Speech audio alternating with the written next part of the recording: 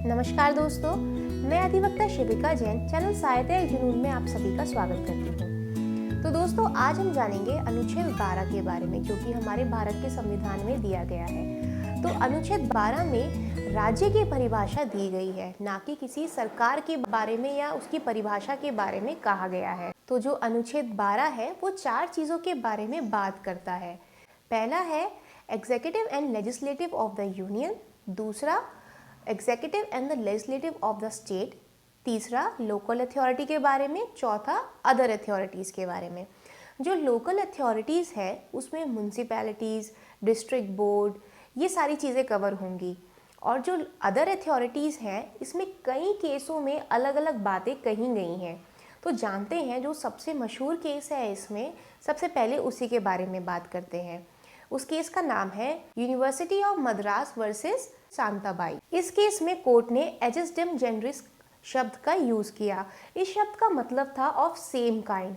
इस केस में कोर्ट ने ये बोला, जो अथॉरिटीज़ गवर्नमेंटल फंक्शन या सॉवरेन फंक्शन परफॉर्म कर रही है वो अदर अथॉरिटीज़ की टर्म में आएगी। परंतु इसके बाद जो केस आया उसमें कोर्ट ने अदर अथॉरिटी का टर्म जो है बहुत ही अच्छे से समझाया।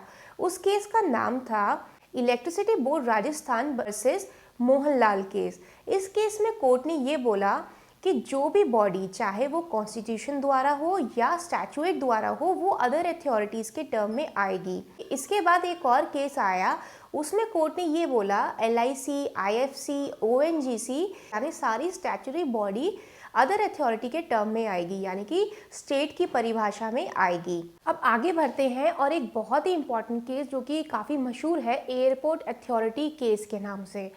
इस केस में कोर्ट ने ये बोला कि जो भी गवर्नमेंट कंपनी, रजिस्टर्ड सोसाइटी या स्टैट्यूटरी कॉरपोरेशन वो अदर अथॉरिटी की परिभाषा में आएगी। इस केस में कोर्ट ने 2 शब्दों का यूज़ इस्तेमाल किया, वो थे एजेंसी और इंस्ट्रूमेंटलिटी ऑफ गवर्नमेंट। इस केस में कोर्ट ने ये बोला कि जो कोई भी एजेंसी या फिर इंस्ट्रूमेंटलिटी जो इंडियन कंपनी एक्ट के तहत रजिस्टर्ड होगी वो अदर अथॉरिटी की परिभाषा में आएगी। इसके बाद दोस्तों एक नेक्स्ट इंपॉर्टेंट केस आता है अजय हासिया का केस। इस केस में कोर्ट ने ये बोला कि जो कोई भी कॉरपोरेशन है वो उसका इंटायर शेयर कैपिटल गवर्नमेंट के पास होना चाहिए और वो मोनोपोली स्टेटस एंजॉय करती होनी चाहिए। तीसरी बात इसमें ये बोली कि वो कॉरपोरेशन पब्लिक इम्पोर्टेंस की होनी चाहिए। चौथी बात इस केस में ये बोली गई कि उस कॉरपोरेशन का कंट्रोल गवर्नमेंट का होना चाहिए। तो ये सब अदर अथॉरिटी की परिभाषा में आएंगे। दोस्तों, ये सारी बातें थी स्टेट के बारे में, यानी कि अनुच्छेद 12 के बारे में, जो कि स्टेट की परिभाषा के बारे में बात करता है। और जो अभी हमने सारे केसेस बताए वो थे अदर अथॉरिटीज़ के बारे में। तो अब अदर अथॉरिटीज़ के बारे में यहाँ तक हमें ये समझ में तो ज़रूर आ गया होगा कि अदर अथॉरिटीज़ में कौन कौन सी चीज़ें आएंगी। और हाँ दोस्तों, एक और बात मैं आपको जो बताना भूल गई वो ये है कि राज्य यानी कि स्टेट ऐसे ज़रूर कानून बना सकती है जो लोगों को कंट्रोल कर सके, परंतु ऐसा कोई कानून नहीं बना सकता जो कि मूल अधिकार को छीन रहा हो या उस पर रोक लगा रहा हो।